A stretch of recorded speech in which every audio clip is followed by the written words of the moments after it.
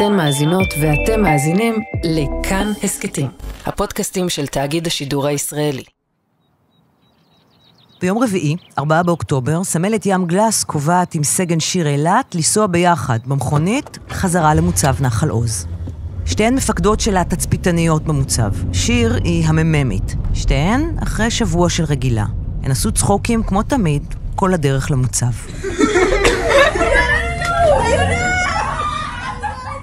שיר נורא שמחה כשהציבו אותה ביוני בנחל עוז, זה בשבילה היה וואו. בשבילה זה היה כאילו אני טובה, וואי, אני גאה בעצמי. איילת אילת, אמא של שיר אילת, זוכרת מצוין את הרגע שהודיעו לשיר שהיא הולכת לפקד על המחלקה של התצפיתניות בנחל עוז. אני זוכרת שהיא צעקה בבית, יש אמא, את לא מאמינה, הציבו אותי בנחל עוז. ואז אני אומרת, אוי, לא, למה? אני לא כל כך שמחתי מהעניין, אבל שמחתי שהיא מאושרת, והיא באה בטוב. סגן שיר אילת הגיעה למוצב ולחמ"ל נחל עוז ביוני 23, אחרי שהייתה מפקדת בקורס תצפיתניות. בין החניכות שלה בקורס, שהגיעו יחד איתה למוצב, היו הדר כהן ואורי מגידיש. יש כמה סוגים של תצפיתניות, כל אחת בקסיות במאחיות. בקסיות במאחיות ותצפיתניות רגילות. תצפיתניות מגנות על הגבול, והן מאוד חשובות לנו. אלו אורי והדר, מלאות מוטיבציה בסוף הקורס. שיר הכירה את המוצב היטב. היא התחילה את השירות שלה שם כתצפיתנית בחמ"ל, והיא אהבה כל רגע. היה פיצוץ! בגלל שהיא באה מהשטח והיא הייתה חיילת כמוהן, אז היא הבינה שהיא צריכה לעשות הרבה שינויים, כי היא כתבה את זה בעצמה, לא ראו אותנו תמיד. אני רוצה להיות במקום שאני כן רואה את החיילות שלי, לא כמספר אישי, לא כאלה שצריכות לעשות תפקיד חשוב, אלא גם לראות אותם כבנות אדם.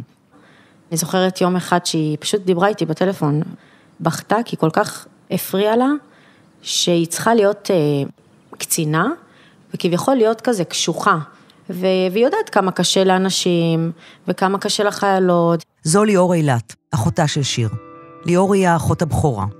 הן 3 אחיות, באמצע יש את ניר ושירי הקטנה. הם ממושב כפר שמואל שבשפלה, שם שיר גדלה. אז היא אמרה לי, אני כאילו קשה לי להיות קצינה ולהיות קשוחה, ולהיות רעה לחיילות. אז אמרנו לה, פשוט תהי את כמו שאת, אם את מרגישה שאת יכולה להביא את המטרה שלך, ולהיות קצינה טובה, ולהוביל את החיילות שלך בדרך שהיא טובה ובגובה העיניים, אז תעשי את זה ככה. זה ברור? כן, אמן. לא שמעתי, זה ברור? כן, אמן. בחודשים שלפני 7 באוקטובר, שיר בקושי הייתה בבית, וגם כשהיא הגיעה, זה היה לכמה שעות. מהרגע שהיא הגיעה לנחל עוז, זה היה הקפצות, היא הייתה מגיעה הביתה אחרי שבועיים שהיא לא הייתה. אפילו בערב ראש השנה, היא הגיעה רק לשעתיים, לארוחת החג וחזרה למוצב. אז אני ישר מפעילה מכונות, אולי מקפיצים אותה, אז אני חייבת לחבס, כאילו אני בכוננות. דורון, אבא שלה, היה לוקח אותה המון, כי נורא פחדנו. מה, היא נוסעת בשעות לא שעות, חוזבת בשעות לא שעות, לא נותנת לה לעשות כלום. והם כל הזמן אמרו לי, סליחה הבנות, אמא את מפנקת אותה. שיר כמעט לא סיפרה בבית על מה שקורה בגזרה. היא לא כזו שמדברת על מה שקורה בצבא. אבל אמא שלה מעידה שהיא פשוט ראתה את זה עליה. בחודשים האחרונים אין שיתוף מלא, מלבד שהיא שיתפה שהיו הפרות סדר, אבל את רואה בפנים, יש הרבה מתח. אמרתי, אני אשחרר ממנה את זה, כי בת 20. למה ילד בן 20 צריך להרגיש ככה, עם כזה כובד על הנשמה? זה בטוח מקצר החיים, כל ההרגשה הזו. אמרתי לה, לכי תתקלחי ותצאי, תגבי עם חווים סיל לים. אבל היא לא הספיקה, היא הייתה מתקלחת, יושבת אולי שעה, שעתיים, וישר הקפצה לנחל עוז. זה לא נחשף מדי לתקשורת, כל מה שקרה באמת, היה שם חודש קשה, חם. כל ההודעות שלנו בחודשים האחרונים, זה בא לי הביתה. בא לי הביתה, מתגעגעת, צריכה רק חיבוק. אני אוהבת אותך הכי בעולם. אמא, אני מתקרב באנטניים. ביום שני, 2 באוקטובר, יומיים לפני שהיא הייתה צריכה לחזור לצבא, נפגשה ים גלס עם החבר שלה. בשבוע האחרון שהיא הייתה ברגילה, אז היא הייתה ביום שני אצל אלון. זו ענת גלס, אמא של ים. היא הביאה קנבסים וצבעים ויין, והם ישבו לצייר. ציירו עד 3-4 לפנות בוקר, ואלון צייר גם ציור. ים גלס הייתה הסמלת האהובה של התצפיתניות במוצב נחל עוז. היא התחילה, כמו כולן, בקורס תצפיתניות. בהמשך יצאה לקורס מפקדות. ובאפריל 23 הגיעה לנחל עוז כסמלת. בשנת 2020, יחד עם הגל הראשון של הקורונה, משפחת גלס חזרה לארץ, אחרי 4 שנים בהולנד. ים סיימה את התיכון, וחשבנו שהגיע הזמן שנחזור לארץ, כדי שימי ופלג יתגייסו, כי בכל זאת רצינו שהם ירגישו ישראלים. פלג הוא האח הגדול של ים. לאח הקטן קוראים ריף. הם חזרו לבית שלהם במודיעין, הבית שים גדלה בו. בתיכון בהולנד מדברים איתם באיזו אוניברסיטה. ובתיכון בישראל מכינים אותם לצבא. אז היה דיסוננס מאוד גדול, ורצינו שהם יחוו את הישראליות וירגישו שייכים ויתרמו גם למדינה. במחלקה של תצפיתניות, כמו זו שהייתה בנחל עוז, הסמלות מחלקות יחד עם הקצינה את שעות הפיקוד על חמ"ל התצפיות. זה אומר הרבה שעות ברצף בחמ"ל והרבה ימים ברצף במוצב, כי תמיד חסר כוח אדם. היו פעמים שהיא סגרה 21 והיה פעם אחת נדמה לי גם 28.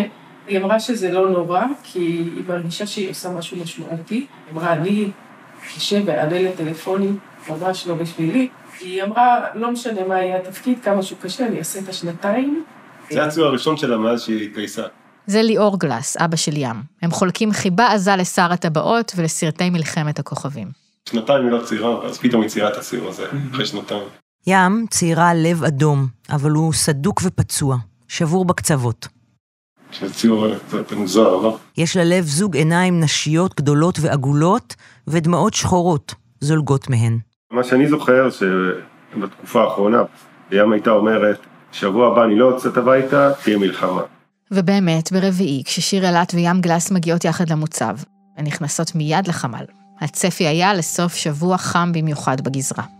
ובחמישי, כשהן מגיעות החיילות החדשות, נעמה, לירי, אגם, שירת ים ונועם, שיר הקצינה פוגשת אותן ומכניסה אותן למסלול החפיפה. בין רעיון לרעיון, היא מתקשרת אליי. מספרת לי על הבנות, היא אומרת לי, הגיעו ממש חיילות חמודות, ואני רוצה עכשיו לעזור להם, ככה לפלס להם את הדרך הראשונית, והיה משהו מוזר. היא לא הפסיקה להתקשר, וזה לא אופייני לשיר. שיר לא בחורה שמבלבלת את המוח, היא לא מתקשרת כל שנייה. בשישי בערב, איילת, אמא של שיר וניר אחותה נוסעות לפתח תקווה, להיות בסוף השבוע עם אמא של איילת, סבתא של שיר. היא מדברת איתנו לפני שבת, ככה שיחת חולין הכי בסיסית, הכי כיפית, מה אתם עושות, איזה כיף, מה אתם אוכלות. היא אמרה לי, אמא, בשעה 8 יש לי תדריך, אני אחרי התדריך, אני אנסה ליצור איתך קשר שוב. זה היה ב7 בערב, יום שישי, היא לא יצרה קשר.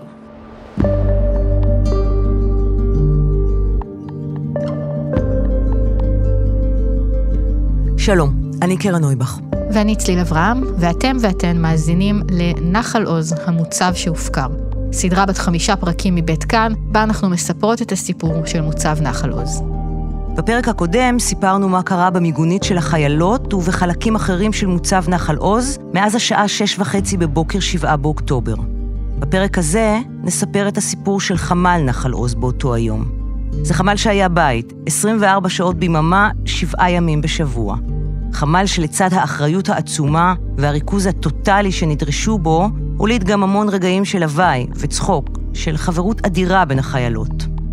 במפות שנמצאו אצל המחבלים שפלשו לנחל עוז, החמ"ל סומן באדום.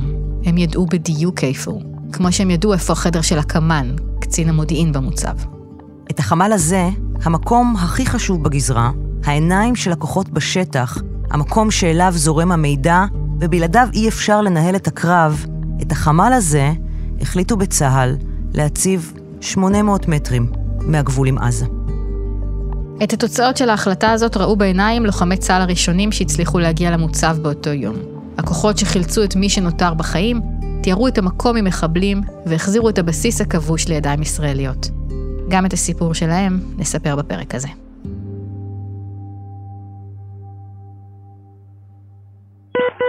בעקבות 4 אנשים שיורדים, 4 אנשים שיורדים מכיוון הגדר עשו קבלה. זו יעל לייבושור, פסקל 76, יום שבת, 6:29. ככה זה מתחיל. חמ"ל נחל עוז, אמרנו, הוא חמ"ל גדודי. בצמוד לחמ"ל התצפיות יש את החמ"ל של הגדוד שתופס את הקו. במקרה הזה, גדוד 13 של גולני. אם היינו נכנסים ב6:30 בבוקר 7 באוקטובר לחמ"ל התצפיות, היינו רואים קודם כל את המ"מית שיר אילת ואת הסמלת ים גלס. הקצינה והסמלת הן אלו שמנהלות את המשמרת. העמדה שלהן מוגבעת. זו מעין במה נמוכה שממנה הן יכולות לראות את כל העמדות. המסכים שמולם יושבות התצפיתניות.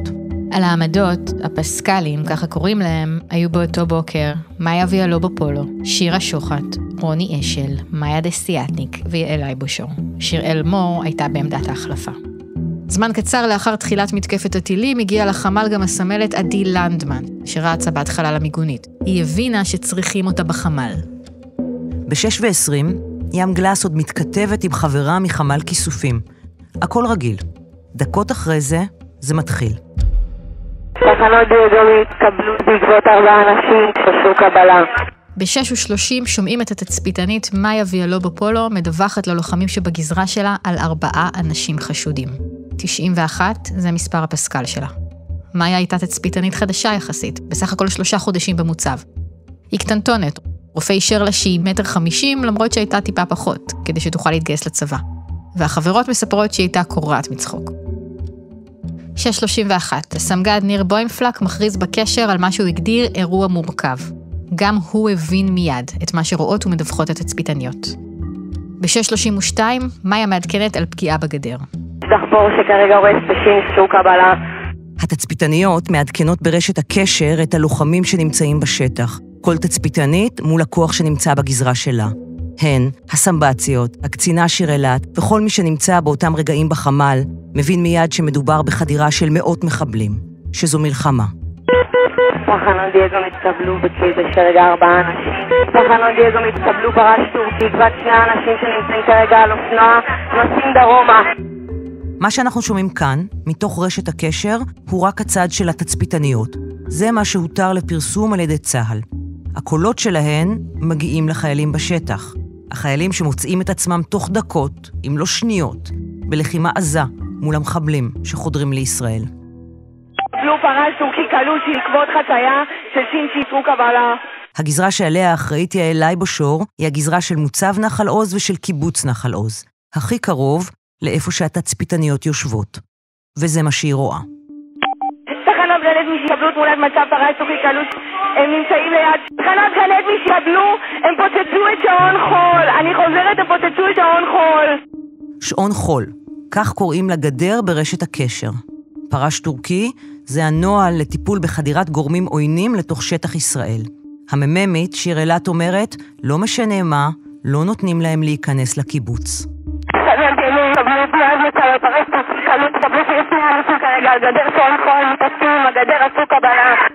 רוני אשל בעמדה שלה על גזרה אחרת מדווחת על פריצות נוספות של הגדר באמצעות מטענים. תחנות דיוגום פיצוץ שעון חול. תחנות דיוגום שיש חול כרגע בשעון חול. קבלו ש2 אנשים ממטען שפיצו את השעון חול, עשו קבלה. ב6:40 מוכרז ברשת הקשר נוהל פרש טורקי. החדירה לשטח ישראל היא מעשרות מוקדים לאורך הגדר. תחנות דיוגום קבלו פרש טורקי מלא, עשו קבלה. תחנות דיוגום בשנית קבלו פרש טורקי מלא, קבלו על 3 אנשים, חצו את שעון חול, עשו קבלה. שיר אילת, המ"מית, מדווחת ברצף על כל המידע שמגיע לחמ"ל, חדירה אחרי חדירה, למוצבים ולקיבוצים. זה לא משהו שהיא אי פעם תרגלה, לא בקורס קצינות ולא בשום הכשרה אחרת. הם חמושים, קבל, שעון חול, פוצצו אותה.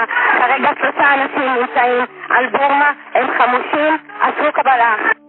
תרחיש הקיצון של צה"ל, וזה גם מה שתרגלו בקורס, זה חדירה מ5 מוקדים. גם התצפיתניות לא תרגלו מעולם אירוע בסדר גודל כזה.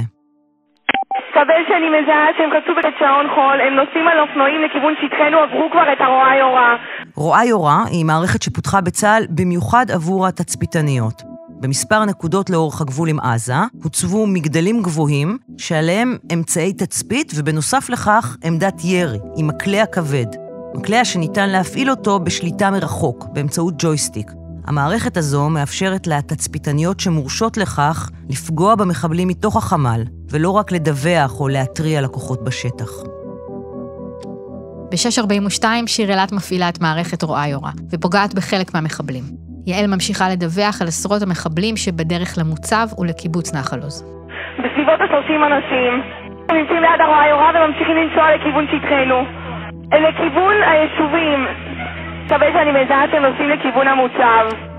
בין 6:44 ל-6:45 מערכת הרואה יורה מפסיקה לעבוד. המחבלים נטרלו אותה. מסרטונים שהתפרסמו מאוחר יותר התברר שהם עשו את זה עם רחפן שהשמיד מלמעלה את עמדת הירי. בזמן שהחברות שלהן מצטופפות במיגונית, מטחי הטילים לא נפסקים, ובשאר חלקי המוצב חיילים מנסים להבין מה קורה, יעל ומאיה ורוני והחברות שלהן ממשיכות להכריז בקשר, כל מה שהן רואות. אסקוט גנט מקבל שהם מאוד מעט נמצאים על ציר הכיס. מקבל שאני מזהה שהם רצים לכיוון המוצב. דקות ספורות לפני השעה 7, יעל לייבושור מכריזה שהמחבלים נכנסו למוצב נחל עוז. אסקוט גנט מקבל שאני מזהה בערך 15 אנשים שצמודים לחומה המזרחית של המוצב. ושנמצאים בתוך המוצב. סך הכל חדרו למוצב בגל הפלישה הראשון כ-70 מחבלי נוח'בה. 6 דקות לאחר מכן, ב-7, בגל השני, הגיעו כ-50 מחבלים נוספים. בתוך כל זה, שיר אילת הקצינה מוצאת את הזמן להתקשר לשחף ניסני, שהייתה בין הבודדות עם טלפון במיגונית, כדי לנסות להרגיע אותה ואת החברות שלה. התצפיתניות בחמ"ל ממשיכות להפעיל את הכוחות באמצעות הקשר ובתוך המוצב. אני מנסה להשיג בקשר כוחות שיבואו אלינו, והתצפיתניות פעלו פשוט כמו מכונות. סיפר לאתר צהל סמל אוראל, לוחם בסיירת צנחנים, שלחם באותו יום במוצב. הן נתנו מלא דיווחים ועדכונים, ועזרו לנו להבין איפה המחבלים. ב-7:10 המחבלים מצליחים לפגוע ברשת החשמל, וב-7:15 החשמל בחמ"ל נופל. ואז גם המצלמות ואמצעי התצפית מפסיקים לפעול. חלקם נפגעו עוד קודם לכן על ידי המחבלים. להורים בבית, כמו לכולנו, אין מושג מה רואות התצפיתניות שבחמ"ל על המסכים מ-6:29 בבוקר. אני ב-5 לפנות בוקר מתעוררת, מהרגשה לא טובה. אני לא בן אדם של בוקר, את לא תראי אותי כמה ב-5 בבוקר, עושה ריצה סביב המושב, אין מצב, אני בן אדם שקם באיזי. איילת, אמא של שיר אילת, שנשארה לישון אצל אמא המבוגרת בפתח תקווה, מתעוררת מוקדם. הכל עוד שקט. ומשהו לא נותן לי מנוחה. הם ישנות, אמא שלי ישנה, ניב ישנה, ואני עם עצמי. עם ההזקות הראשונות, הן יוצאות עם אמא שלה, עם ההליכון, להכי מוגן שיש להן. אין ממד. ואנחנו יוצאים לחדר המדרגות. תוך כדי זה אני שולחת הודעות לשיר. הבן אדם הראשון שאני חושבת עליו זאת שיר. ואז אני כותבת לשיר, מה קורה? רק תשמיעי קול שאת בסדר ואני אשחרר. ב-6:31 דורון, אבא של שיר, כותב לה, מה זה השטויות האלה עכשיו? מלא התראות בסביבה שלנו. במודיעין מתעוררים מההזקות ליאור וענת גלס, ההורים של ים, הסמלת. ליאור מעיר אותי, והמסך היה כולו כתוב, וזה לא נגמר. כאילו נורא דאגנו לעמי, וניסינו להתחיל לחפש אותה, והיא לא ענתה. ובאיזשהו מקום אמרנו, אוקיי, אולי היא בחמ"ל, ואז היא מוגנת, כי החמ"ל זה המקום הכי מוגן בבסיס. במושב גיאה שומעים היטב את הירי על העוטף. גילי וחגי לייבושור, ההורים של יעל, כבר מתורגלים. חגי אפילו מנסה לחזור לישון אחרי ההזקות הראשונות.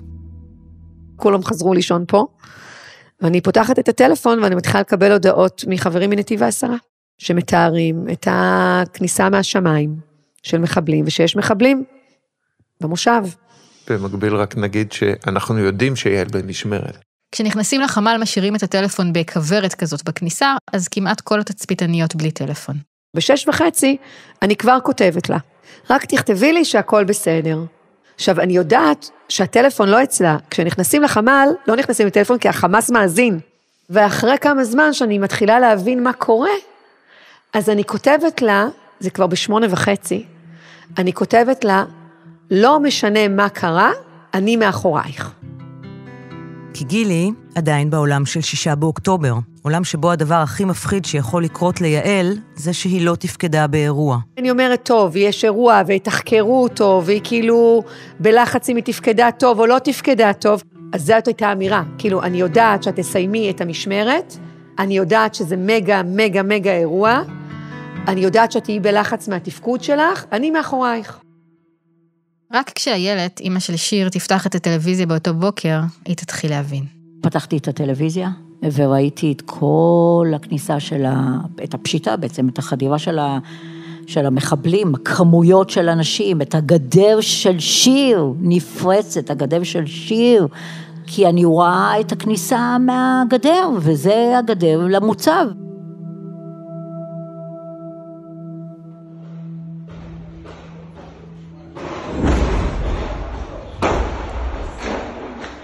דקות אחרי השעה 7 בבוקר, בחלק אחר של המוצב, יצאו מהמיגונית של גולני 3. 2 קצינים, סגן יוחאי דוכן וסגן נמרוד אלירז, שניהם מממים בפלוגה ב' של גולני, והלוחם איתי אברהם רון. המוצב מוצף במחבלים. הם מחליטים להגיע לחמ"ל מתוך הבנה שמי שנמצא שם לא יכול להגן על עצמו או על עצמה. בדרך הם נתקלים בחוליה של מחבלים, מחסלים אותם ולוקחים מהם סכינים ואת המפות שאיתם. החמ"ל מסומן במפה. באדום. בחמ"ל הם פוגשים את אברהים חרובה, גשש החטיבה הצפונית שליווה לחמ"ל מהמיגונית את הסמבצית, שיראל חיים פור. סיפרנו עליהם בפרק הקודם. ומאותו רגע, 4 הלוחמים מנהלים קרב של הגנה והתקפה, במשך יותר מ4 שעות. קרב שכולל פשיטות החוצה, חיסול מחבלים, ואז חזרה לפתח החמ"ל והגנה עליו מבפנים ומבחוץ. 4 לוחמים בלבד, כשהמחבלים לא מפסיקים להגיע. לא היה להם קשר עם העולם החיצון, הם היו בתוך החמ"ל, ובאיזשהו שלב שיר רואה שאין להם מה לעשות מול המסכים, כי אין להם שום חיבור עם המסך. קצת לפני 9 בבוקר מתקשרת לחמ"ל תקווה, אמא של הסמבצית אושר ברזילי. אושר עונה לה, ואומרת במהירות, אמא, יש אירוע, יש נפגעים, אני בסדר, אני אוהבת אותך, נדבר. דקה אחרי זה, אושר כותבת לאחותה ירדן, ירדן, אל תגידי לאמא, אבל פרצו למוצב עשרות מחבלים. ירדן עונה לה, את בחמ"ל, את מוגנת. ב-9:27, רוני אשל כותבת לאמא שלה, שרון, הודעת SMS מהטלפון של אושר. אמא, אני בסדר, לא לדאוג, אני בתוך החמ"ל, אין לי קליטה. אני אוהבת אותך, עונה שרון. אמא, אני בסדר, חוזרת רוני, לא לדאוג לי, אני גם אוהבת אותך. ו4 לבבות אדומים. בחמ"ל כבר אין חשמל במשך יותר משעתיים. הכל חשוך ושומעים כל הזמן את הקרבות שמתחוללים בחוץ. ב9:30, תוך כדי הלחימה מפתח החמ"ל, איתי רון כותב לאמא שלו דורית, אמא, הכל בסדר, אנחנו בכוננות, אל תדאגי. בעצם כל השעות האלה, אני יודעת ששיר כן עדיין מנסה בדרך לא דרך לארגן כוחות שיבואו לחלץ אותם, לעזור להם. על פי העדויות, המממית שיר אילת פונה לכל מי שאפשר כדי שיגיעו כוחות לנחל עוז. בין השאר עונים לה, יש לנו עוד 22 מוקדים, תסתדרו. ב9:30, גלית, אמא של מאיה ויאלובו פולו, קיבלה הודעה מטלפון של חיילת אחרת. מאיה השנייה, מאיה דיסיאטניק. אני עם מאיה, הכל בסדר, מקווים שיגמר מהר. גם גילי, אמא של יעל, מקבלת הודעה מהטלפון של מאיה. ב9:35 אנחנו מקבלים הודעה. אימוש, הכל בסדר, אני בלי טלפון, אני אכתוב אחר כך. אז אני ב9:35 חושבת שאת התופת של ההתחלה הם הצליחו לשרוד, ושהם פשוט בחמ"ל מתפעלים מלחמה. יונה, תודה, עם 2 סימני קריאה. שכתבת, היא מוסיפה. ב9:41 קיבלתי איזו הודעה מטלפון של מאיה. ענת גלס מקבלת הודעה דומה מים. האמא זאת ים, אני בסדר עכשיו. הודעה די מוזרה, כי זה לא מסוג ההודעות שים בדרך כלל שולחת. איפה את? כותבת ענת. העיקר שאתן בסדר. וכמה דקות לאחר מכן, ב9:55, היא מוסיפה, אתן באמת בסדר? אבל אין מענה. היא ראתה כבר את הכל ואנחנו עוד לא הבנו מה קורה. רק ימים אחר כך יבינו ההורים שההודעות האלו, מהטלפון של מאיה, נשלחו 3 שעות לפני כן. ההודעה נשלחה בשלב מתקפת הטילים, שעוד לא הייתה הפלישה. הכניסו לשנייה את הטלפון, שלחו, וזה פשוט לא נשלח. אז אני ב-9:35 חושבת שהיא בסדר. בפתח תקווה, איילת אילת ממשיכה לחכות להודעה כלשהי, סימן משיר. היא גם לא יצרה איתנו קשר, היה לה מספיק זמן, אפילו לקחת טלפון ממישהו, ולהגיד, אמא, אני היא הייתה בעצמה עם טלפון. היא לא מצאה זמן ליצור איתנו איזשהו קשר, כאילו, אני מנסה לחשוב מה עבר לה בראש. אני מאמינה מה שעניין אותה זה לצאת מהברוך הזה, כמה שיותר מהר, ולשמור על מי שהיא הייתה אחראית עליהם. בתוך החמ"ל, אחרי שאמצעי התצפית נפגעו על ידי המחבלים ויצאו מכלל שימוש, הודיעה שיר הקצינה לתצפיתניות שהן יכולות לקום מהעמדות. להפקיר קוראים לזה. להפקיר את העמדה. אבל מי מפקיר כאן את מי?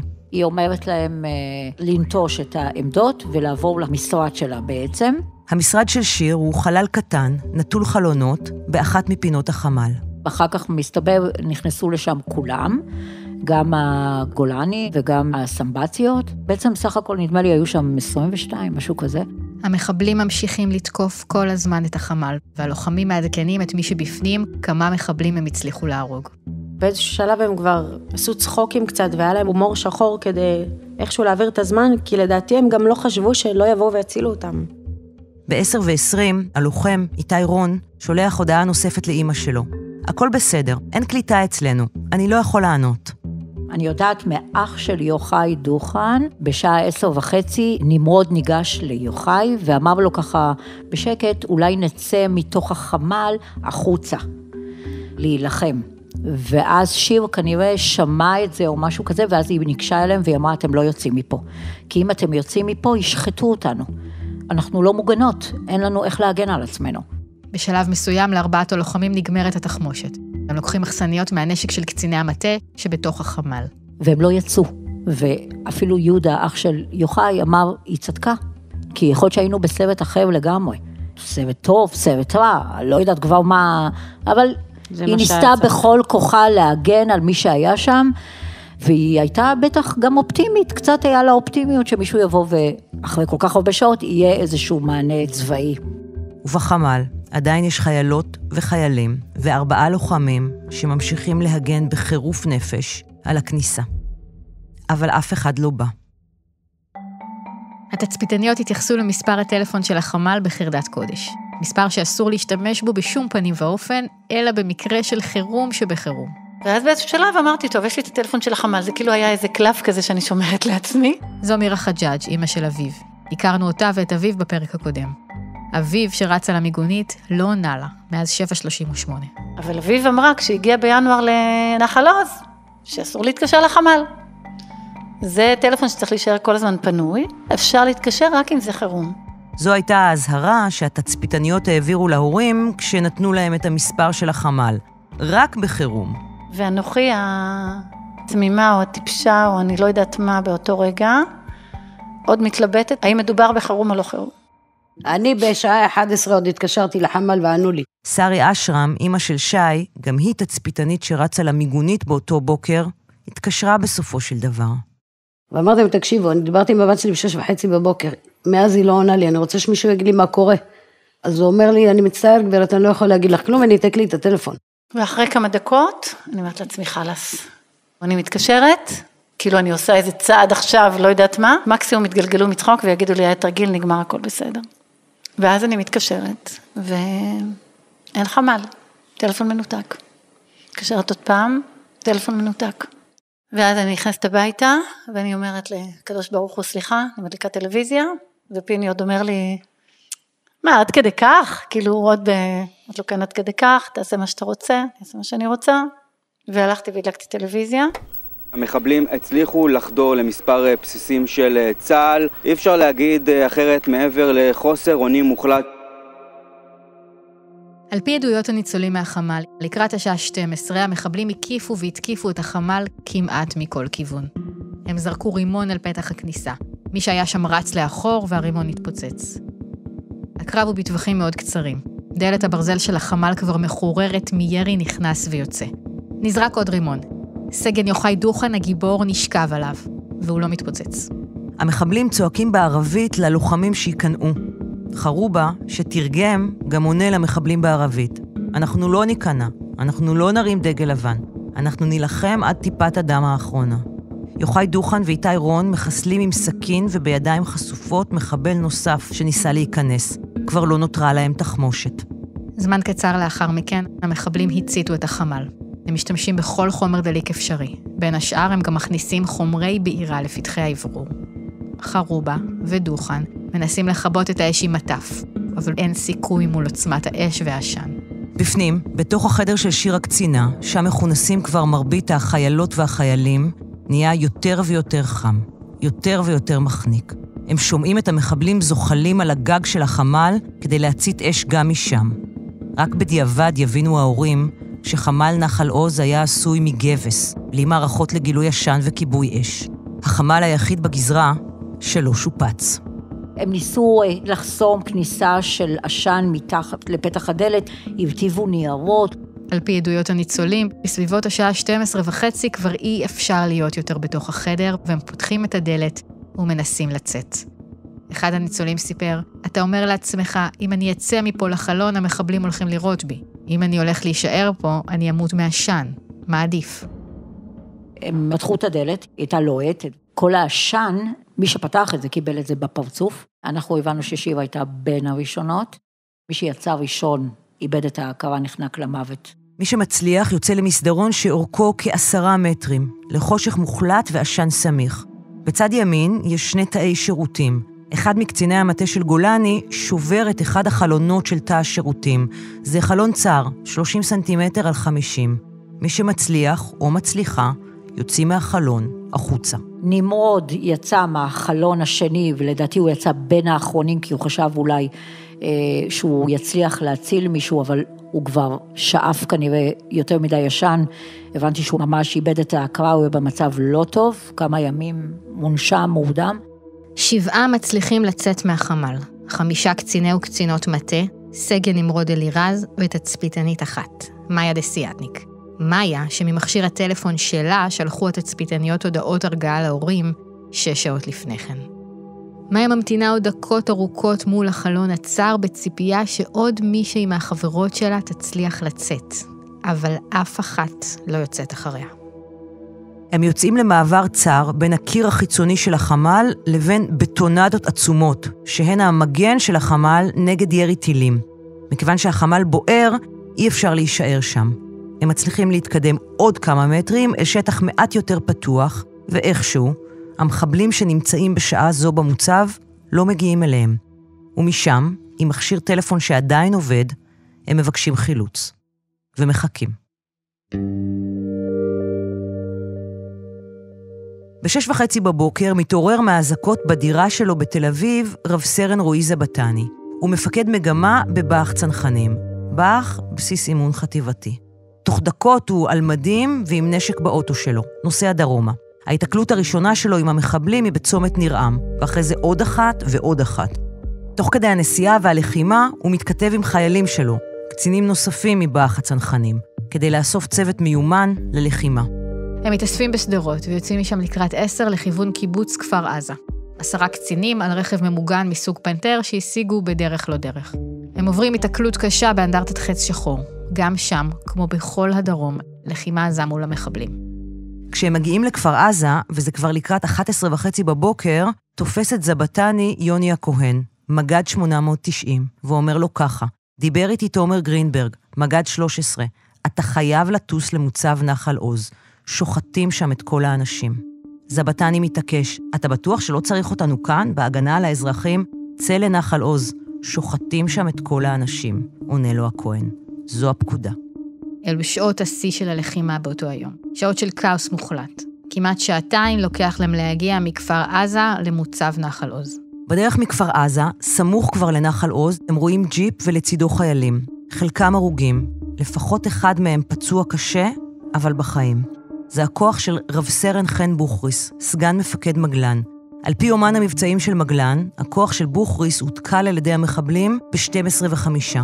זבתני רוצה קודם כל לפנות את החייל הפצוע, ואז נפתחת על הכוח שלו אש תופת ממערב של המחבלים.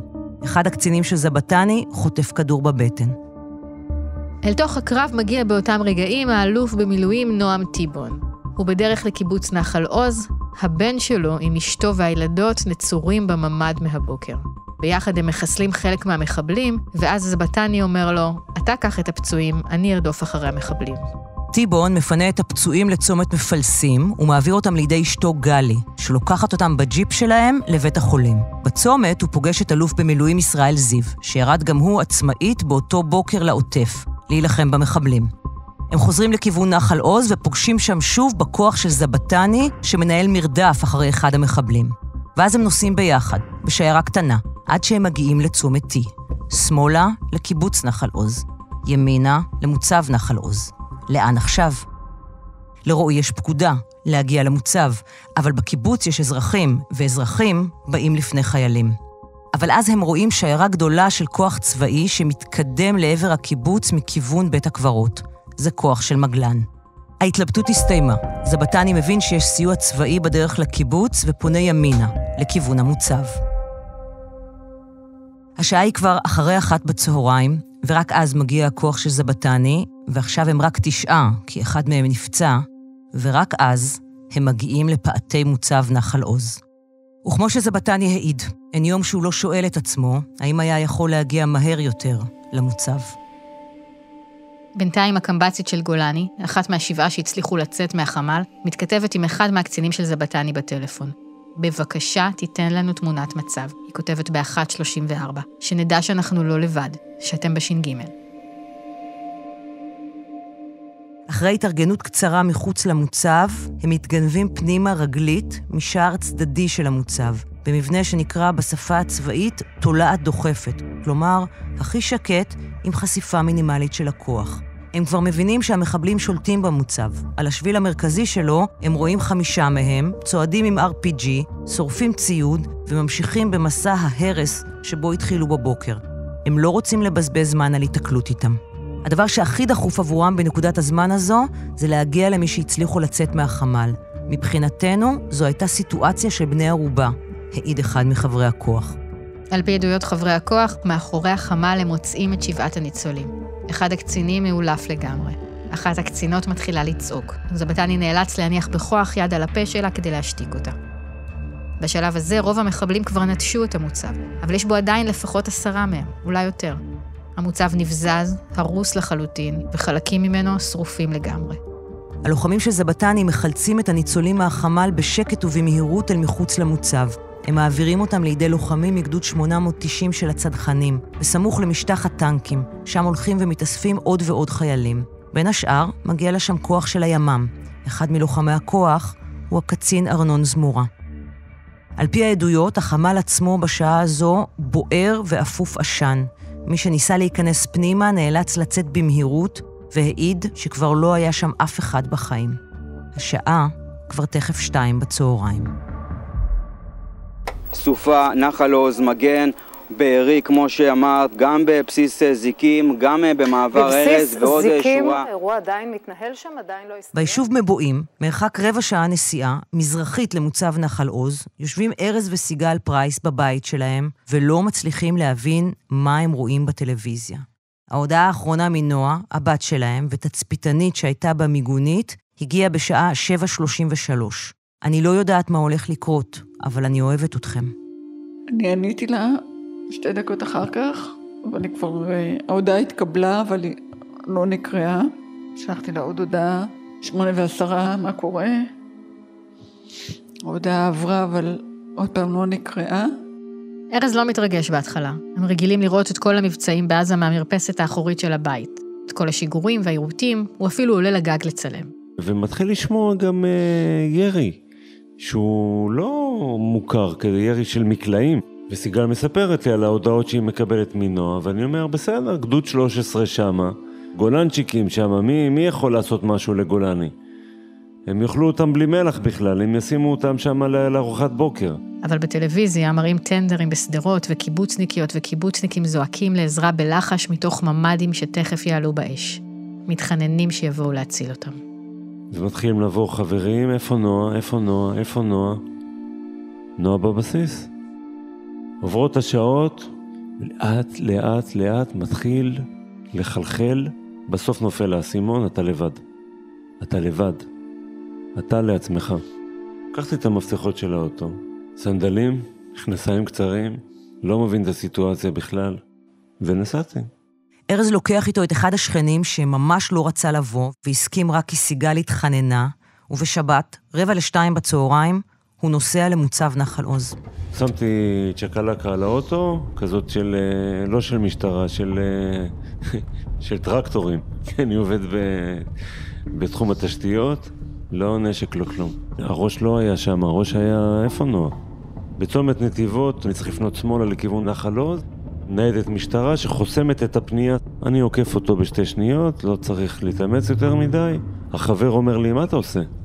תעצור, תחזור הביתה.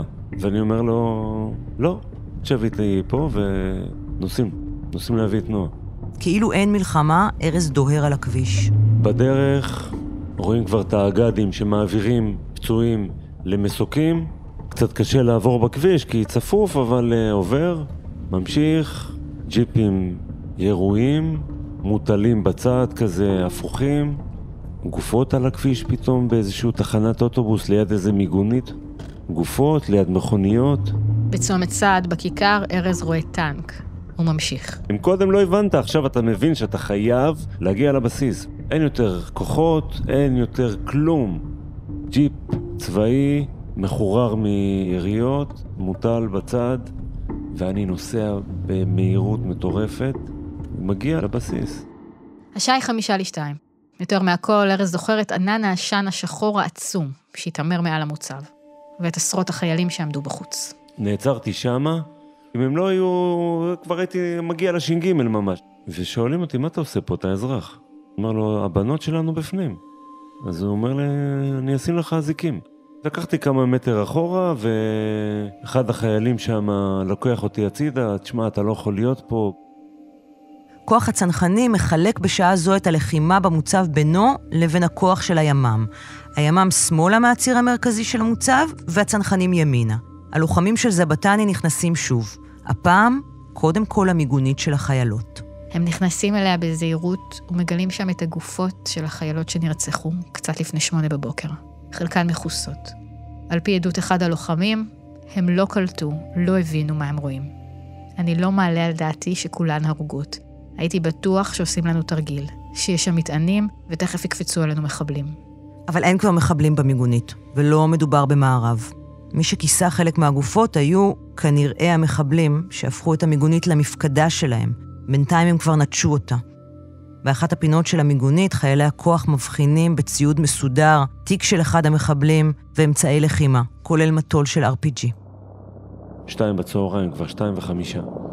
מסוקים מלמעלה, פצמרים נופלים, יריות בלי סוף. הבסיס כבר בוער.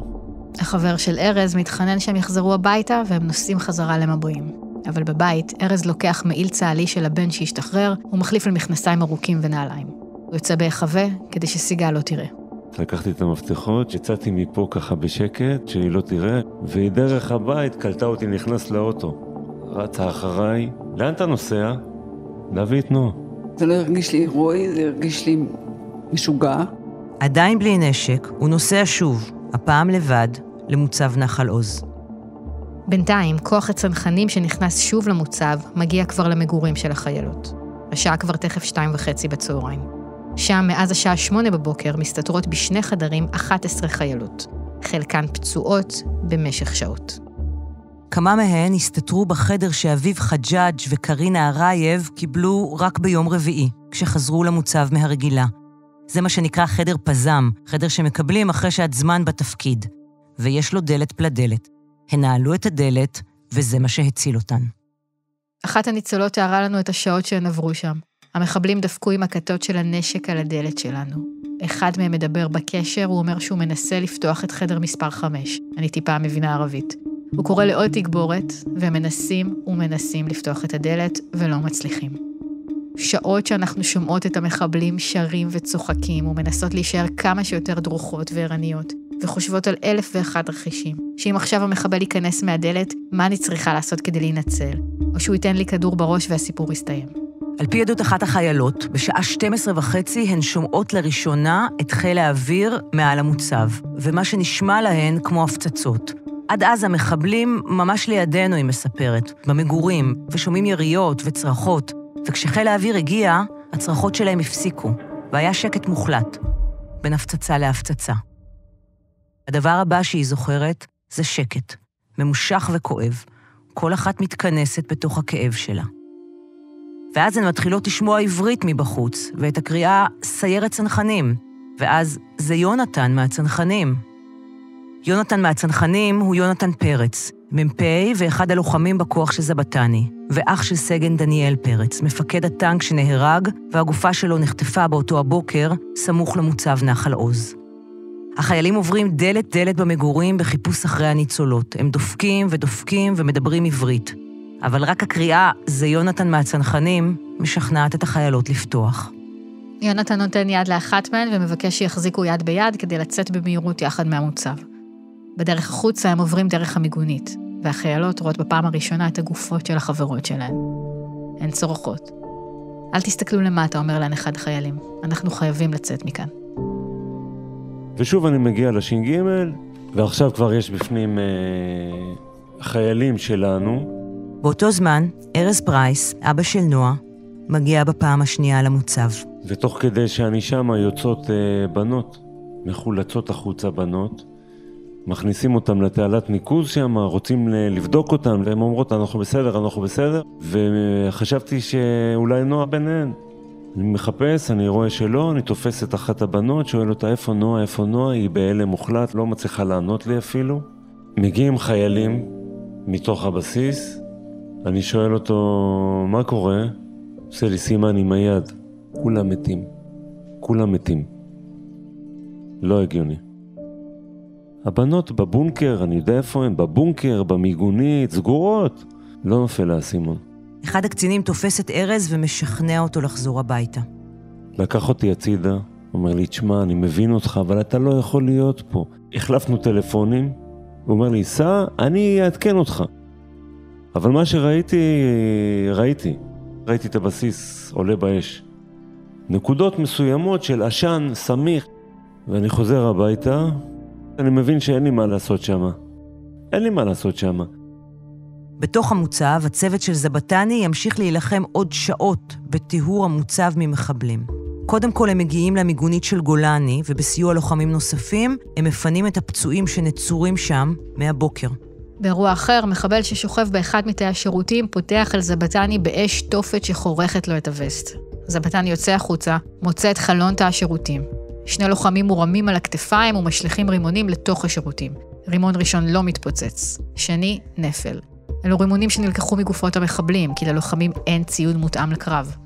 רק בניסיון השלישי הרימון מתפוצץ והמחבל חוסל. וככה הם ממשיכים, עוברים עוד ועוד חלקים מהמוצב, מסמנים את הגופות שמצאו ומחלצים את מי שעדיין בחיים. 3 מהלוחמים של הכוח של זבטני נפצעים במהלך ההשתלטות מחדש על מוצב נחל עוז.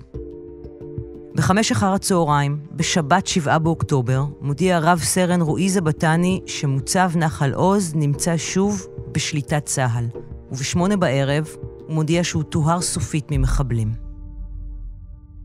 ארז חזר הביתה. הוא לא יודע מה קרה לנועה, הבת שלו. אתה מרגיש שמשהו אסון קורה שם, אבל אתה רוצה לקוות שהכל בסדר, לא יכול להיות הדבר הזה. 52 חיילים וחיילות נפלו באותו יום בנחל עוז. מתוך 24 התצפיתניות שהיו באותו יום במוצב, רק 2 ניצלו. יעל רוטנברג שהצליחה לברוח מהמיגונית, ומאיה דסטיאטניק שהצליחה לצאת מהחמ"ל. כל השאר נרצחו או נחטפו.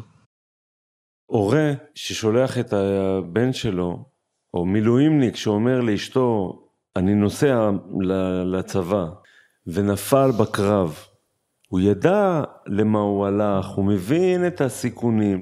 אנחנו לא הבנו אפילו. לא שלחתי אותה לצנחנים, לא לגבעתי, לא לגולני, כולה פה ליד הבית. הכוח של זבטני חילץ מהמוצב כ-40 חיילות וחיילים, ביניהם גם את קובי לוי, השריונר שלחם במוצב, ופגשנו בפרק הקודם. רק בשעות אחר הצהריים ניתן היה לפנות את הפצועים, ביניהם הסמג"ד ניר בוימפלק, מי שנפגע קשה בראשו עם תחילת הקרב. גם עליו סיפרנו בפרק הקודם. הלילה יורד על מוצב נחל עוז, והכוח בפיקודו של זבטני, כעת כבר מתוגבר, נערך לשמור על הגופות של החיילים והחיילות שנותרו בפנים. בעשרות בתים ברחבי הארץ, במבועים ובגילת, במודיעין, בכפר שמואל, גאה ורחובות, הורים ובני משפחה לא קיבלו עוד חיים מהבנות שלהם מאז שעות הבוקר המוקדמות, אם בכלל. 8 בערב, ארז פרייס נוסע בפעם השלישית ממבועים למוצב נחל עוז. אפשר להיכנס? לא, הבסיס ממולכד, אי אפשר להיכנס. אבל אתה נוסע פעם שלישית, למה? כי אי אפשר לשבת בבית שהבת שלך שמה. ולמרות מה שארז רואה בעיניים שלו עצמו בנחל עוז, הוא וסיגל מתקשים להאמין. וארז סיפר לי מה הוא ראה. עברה לנו, לשנינו, מחשבה שהנורא מכל קרה. אני יכולה לספר משהו עליך? זה היה ליל שימורים, לא ישנו. איפשהו לפנות בוקר אני שומעת את ארז פה יושב, בבכי. אף פעם לא שמעתי את ארז ככה בוכה. בכי קורע לב.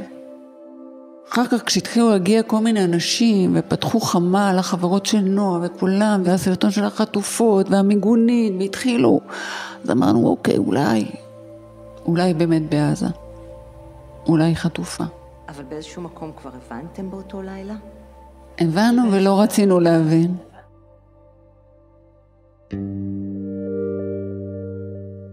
במודיעין, ליאור וענת גלס, ההורים של ים, לא מבינים למה בטלוויזיה לא אומרים שום דבר, כל היום, עד הערב, על מוצב נחל עוז. אף אחד לא דיבר על נחל עוז ביום הראשון. ניסינו להבין. כאילו, חשבנו בגלל שהוא בסדר, אבל מסתבר שבגלל שזה היה מוצב שחטף הכי קשה, פשוט לא היה שום דבר משם. והצבא, כל פעם שפניתי למוקד של הצבא, אמרו לי שמכירים את הסיפור, והחזרו אליי, לא חזרו. איילת, אמא של שיר אילת, נשארה בלילה שבין שבת לראשון בפתח תקווה, אצל אמא שלה, כי טילים ומלחמה ואי אפשר לנסוע. היא לא נרדמת. אני לא ישנתי כל הלילה, ישבתי על המרפסת, על השרפרף, צופה החוצה, יושבת, מסתכלת וחושבת רק על שיר, מה היא עוברת, מה היא חובה, מה היא חוותה, האם היא בחיים, לא בחיים. כל השעות האלה שעברו, כל אותו יום שבת, והיא בעצם לא יודעת כלום. אנחנו הרגשנו עבודים, היינו חסרי אונים, כי לא קיבלנו שום מידע, צבא לא יצר איתנו קשר. צבא ניתק מגע עם המשפחות. אני שלחתי את הבת שלי, היא הייתה שם במסגרת החובה שלה כמשרתת בצבא. על כל דבר שהציק לשיר אני לא יכולתי להתערב, כי זה צבא. זה כאילו, היא הפכה להיות מהבת שלי לרכוש צה"ל. ואיפה אתם? איפה אבא ואמא? ההורים של שיר ושל ים ושל נועה עוד לא יודעים, אבל המסע שלהם בחיפוש אחרי הבת ששלחו לצבא להיות תצפיתנית רק התחיל. וכמוהם יש עוד 19 משפחות. את סיפור המסע הזה נביא בפרק הבא שלנו. החוויה הזאת של הלבד, של להתחיל לחפש באופן אקטיבי את הבת, זה משהו שהוא עד היום יושב, כי זה היה גם הסימן הראשוני לזה שהמדינה קרסה. והיא כתבה לנו כאן, שלום לכולם, כאן אלכסנדרה ארייב, אחותה של התצפיתנית קרינה ארייב, איתה עבד כל קשר. זו קבוצה של הורים, אחים וקרובי משפחה נוספים של התצפיתניות היקרות שלנו, מבסיס נחל עוז, שנותק איתם קשר באזור השעה 7:40 עד 8. אני מה זה פטריוטית, ואני מחזיקה מהצבא וזה, ופתאום הכל קרס לי, הכל התמוטט לי, וזה גמר אותי. שיר אילת המממית, ים גלס הסמלת ויעל לייבושור נפלו ב7 באוקטובר בחמ"ל של מוצב נחל עוז. יחד איתה נפלו עדי לנדמן, שירה שוחט, רוני אשל, מאיה ויאלובופולו, שיראל מור, אושר ברזילי, שיראל חיים פור, הגשש אברהים חרובה, סגן יוחאי דוכן, איתי אברהם רון, דניאל רשד וסרן עידן בלוי, שהיה קצין הקשר של גדוד 13 של גולני. נועה פרייס נרצחה במיגונית. יחד איתה נרצחו אביב חג'אג', נועם אברמוביץ', שי אשרם, הדר כהן, שחף ניסני, שירת ים אמר, סיוון אסרף וסגן עדן נמרי. במגורי החיילות נרצחו שיר ביטון וירין מרי פלד. נועה מרציאנו נרצחה בשבי וגופתה חולצה לישראל. אורי מגידיש חולצה והוחזרה במבצע צבאי. נכון לרגע הקלטת שורות אלו, דניאלה גלבוע, קרינה הרייב, אגם ברגר, נעמה לוי ולירי אלבג, שנחטפו מהמיגונית, עדיין מוחזקות בידי חמאס בעזה. רב סרן חן בוכריס, סגן מפקד יחידת מגלן, סרן יפתח יבץ וסמל ראשון אפיק רוזנטל, 3 לוחמי יחידת מגלן שהיו הראשונים להגיע לזירת נחל עוז, נפלו ב7 באוקטובר בהגנה על הקיבוץ והמוצב. קצין הימ"מ ארנון זמורה נלחם באותו יום בשדרות, נחל עוז ובארי. הוא נפל ב8 ביוני 2024 במבצע חילוץ של 4 חטופים ישראלים. יונתן פרץ, מ"פ הצנחנים, נפצע במהלך טיהור מוצב נחל עוז ממחבלים.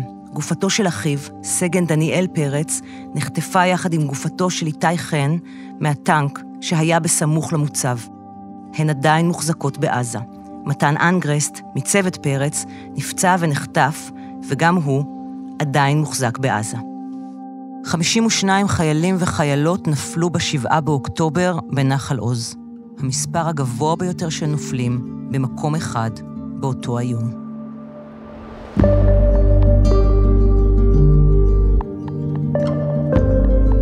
האזנתן והאזנתם לנחל עוז המוצב שהופקר. סדרה בת 5 פרקים על מוצב נחל עוז. העורך הוא יונתן קיטאין, המפיקה היא אילי אבידר, עורך הסאונד דניאל שמר, שגם יצר את מוזיקת הפתיחה שלנו. סייעה בעריכה לי צדוק, תודה לבר אלבז על התמלול. סייעו בתחקיר דנית שוקרון ידידיה ואביטל פיקובסקי. טכנאי ההקלטה יובל יסוד. תודה גדולה גם למאיה קוסובר, ניר גורלי ותומר מיכלזון. תודה קרן נויבך. תודה צליל אברהם. פרק חדש של נחל עוז המוצב שהופקר יעלה בעוד שבוע. תודה רבה שהאזנתם. ניפגש בפרק הבא.